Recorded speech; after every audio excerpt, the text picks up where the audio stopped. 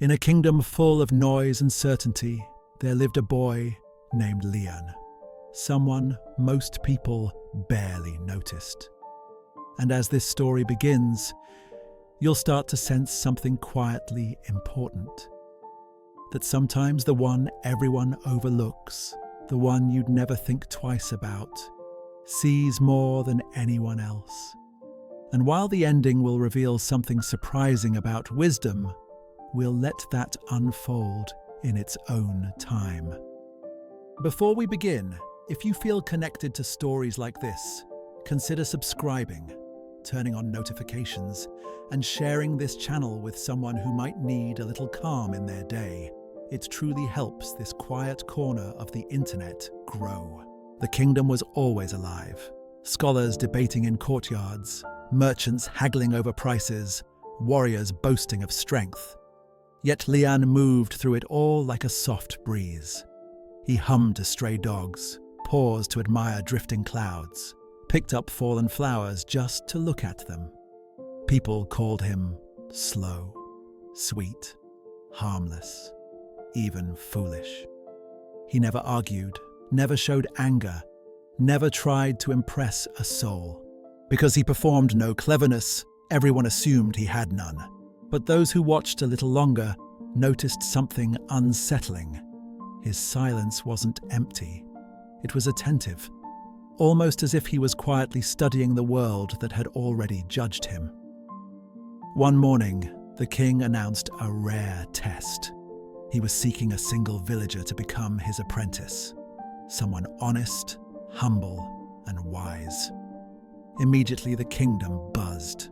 Scholars sharpened their theories, merchants polished their charm, warriors practiced confidence like a posture. Lian, of course, was ignored. Soon after, the king disguised himself as a traveler and walked into the village carrying a sealed clay jar. He gave the challenge. Inside this jar is a priceless jewel. Whoever can open it without breaking it will be chosen. From the moment he said this, a small but important tension began to unfold, one that would return again and again throughout the tale.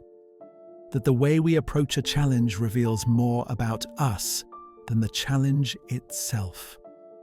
The scholar tried formulas. The warrior used brute force. The merchant talked in circles. The craftsman brought tools. All failed. Then the king noticed Lian under a tree, twirling a blade of grass like it held its own secret. He handed him the jar. Open this without breaking it. A quiet hook tightened through the crowd. Would he fumble? Would he stare blankly? Would he prove their assumptions right? Lian held the jar lightly, sniffed it, tilted it side to side, tapped it with a gentle curiosity, and then set it down on the earth and calmly walked away. Laughter exploded. He didn't even try. He doesn't understand. He's hopeless. But as we'll see repeatedly in this story, certainty is a fragile mask, and laughter often hides fear of being wrong. The king called out, "Are you giving up?" Lian smiled. "No, Your Majesty. You asked for it to be opened without breaking it. You never said I had to be the one who opened it." At that moment, as if life itself wanted to help him prove the point, a squirrel scampered down the tree, sniffed the jar, nudged it, and the loose lid popped open. The crowd froze. The king opened the jar further and discovered nothing. It was empty, not a jewel in sight, but Lian only nodded, as though this was the most natural thing. "You knew it was empty?" the king asked. Lian answered softly, "People who hold true treasures never display them in clay. What is loudly praised is rarely priceless." Before the king could speak again, the minister stepped forward, trembling. He fell to his knees before Lian.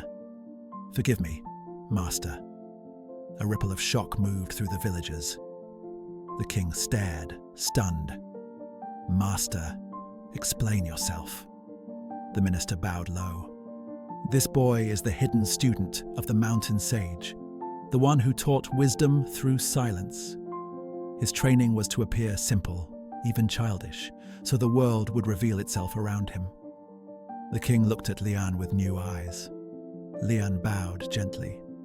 "I am only what I pretend to be, but what others reveal when they believe I cannot understand, that is always true." And suddenly, every mocking laugh, every careless judgment, every assumption made about him became a quiet confession from those who made them.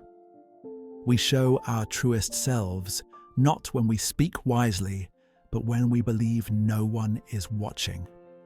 The quietest person in the room may be the one who sees everything, and wisdom, when real, never needs to declare itself. If this story brought you a moment of reflection or ease, I invite you to subscribe, turn on notifications, and share it with someone who may need a quiet moment of their own. Thank you for listening, and I truly hope this story helps you in whatever way you need today.